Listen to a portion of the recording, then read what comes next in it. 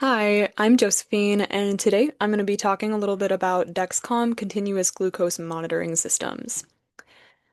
Oops.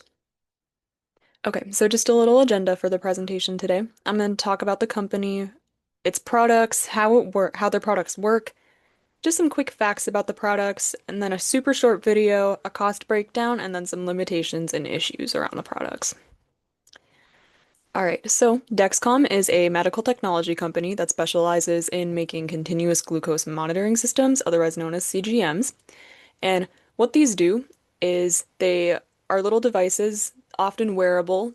In this case, they are wearable, that track your blood glucose levels. These are often typically used for patients with diabetes, whether it's type 1, type 2, gestational, or prediabetes. Um, Dexcom was founded in 1999, and they're currently headquartered in San Diego, California. And their main focus is helping people with diabetes track and manage their blood sugar levels easily and accurately. And their devices are used by millions of people worldwide, specifically about 3.5 million people. Their mission statement is empowering people to take control of their health. And here's like a quick overview of their products. For this presentation, I'm mainly going to be focusing on the Dexcom G7, which is this one on the left over here. So the Dexcom G7 is a CGM designed for users with type 1, type 2, or gestational diabetes. This device can only be acquired via prescription, so you must have a note from a doctor prescribing it to you. And it's usually used for those who are also taking insulin as well to help treat their diabetes. And this is the latest model of the Dexcom sensor. And so it has some new features that the previous sensors did not have. The G6 is the second most recent model. So this sensor tracks and sends real-time blood glucose information to any smart device 24/7. So it can be like a smartwatch, a cell phone, or a Dexcom receiver device. If you don't have a cell phone, they do make those as well. And the device is designed to alert users of highs and lows in their blood sugar before they occur, so they can be prepared. And the Dexcom G6, like I said, it works pretty much the same way as the G7, just with minus a couple of the newer features. And then one of the Dexcom's other recent products is the Stelo glucose sensor, which is a CGM designed for adults, specifically with type 2 diabetes or prediabetes who are not taking insulin. This sensor is available to get over the counter, so you don't need a prescription from a doctor to get it. And the sensor is designed to help users understand how their sleep schedule, their stress, diet, and exercise habits can affect their glucose levels so that they can live lifestyles that work best for their condition. And then, last but not least, I'll talk a little bit about Dexcom Clarity, which is the software that it is designed to use with Dexcom's CGM systems. So the sensors like the G7, the G6, and the CeLO. So this app, it's available as an app on your cell phone, smartwatch, or as a website, so it can be accessed on a computer as well. This app receives data from the CGM, analyzes it, and turns it into different reports and graphs that can show trends in an individual's glucose levels over time. So, how did the sensors work? So each Dexcom CGM it's like a small wearable sensor. It's usually placed on your upper arm. There's a couple other locations where it can be placed as well. The sensor is inserted under the skin, and what it does is it measures glucose levels in your interstitial fluid, which is the fluid between your cells. The sensor transmits data wirelessly to any device with the Dexcom Clarity app or to one of those Dexcom receivers that I talked about before. So once the data from the sensor is transmitted to another device, Dexcom Clarity, the app, will display your current glucose level, trends in your glucose level, and then graphs that show the change over time. So as you can see in this picture right here, this individual is looking at like their glucose trends over 14 days. They have like there's some ranges here and just some averages so they can look at what it's looking like day by day for them. And the system gives real-time alerts for high or low blood glucose. Sensors can be worn for about 10 to 15 days before replacement. With the new Dexcom G7, The highest model of the G7, because there are two, there's a 10-day and a 15-day one. It can be worn for the respective amount of time. The G6 can only be worn for 10 days before it needs to be replaced. So, and then the sensors do work 24/7 as well, so you'll be receiving measurements of your blood glucose throughout the day, all the time.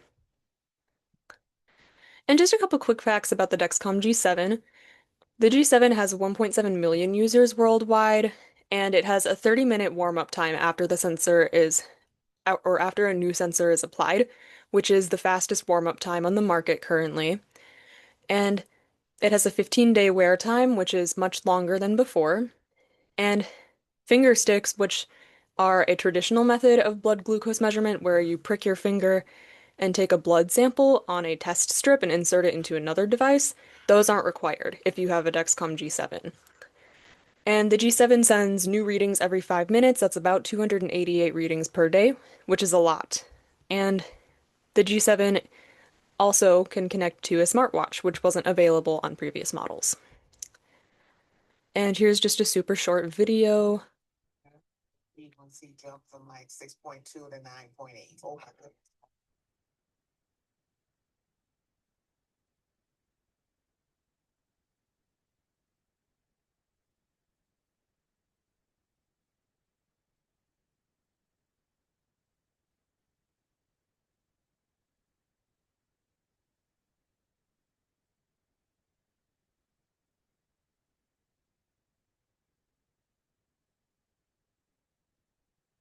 Okay. And then here's just a quick cost breakdown of the Dexcom G7.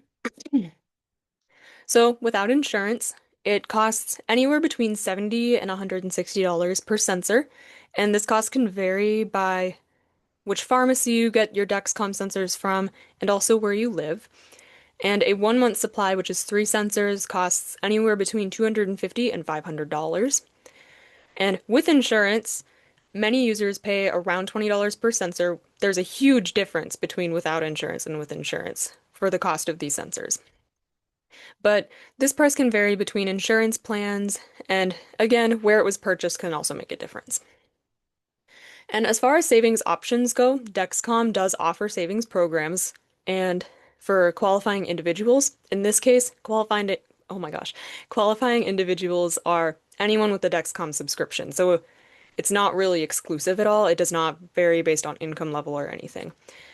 And buying your sensors directly from the manufacturer can significantly lower cost because they often offer coupons. And then, last but not least, some limitations and issues with the sensor. The accuracy can vary. Sometimes, if a sensor is getting near the end of the 10 to 15 days, it might stop measuring properly. This doesn't always happen, but there's always a chance that it might. And with the Dexcom sensors, ongoing cost and maintenance is required because you do have to replace the sensors after certain amounts of time. And you just have to make sure that it's staying in good condition while you wear it. And Dexcom sensors do require having a smartphone or a receiver, so if you don't have either of these things, you won't be able to use it, which can be a limitation to some people that might not have access to these technologies. And there is also a cost barrier, because as you saw on the previous slide, without insurance, the Dexcom sensors can be really expensive, which can limit accessibility. And then there is a potential for data privacy concerns as well, because all of Dexcom's data is stored in a cloud, which can potentially put the data at risk of breach. And then there can always be some connectivity issues. If something happens to the sensor, like it gets damaged while you're wearing it, it might stop working completely. Like in this picture right here, this user, their sensor just stopped working and they weren't able to get their readings for about 3 hours, which can be dangerous for those with diabetes. So, other than that, though, problems are not super common with these sensors. They happen occasionally, as with any medical technology, but these sensors have proven to be pretty reliable thus far. All right, and then here's just my references, and that's it. Thank you. Thanks for watching.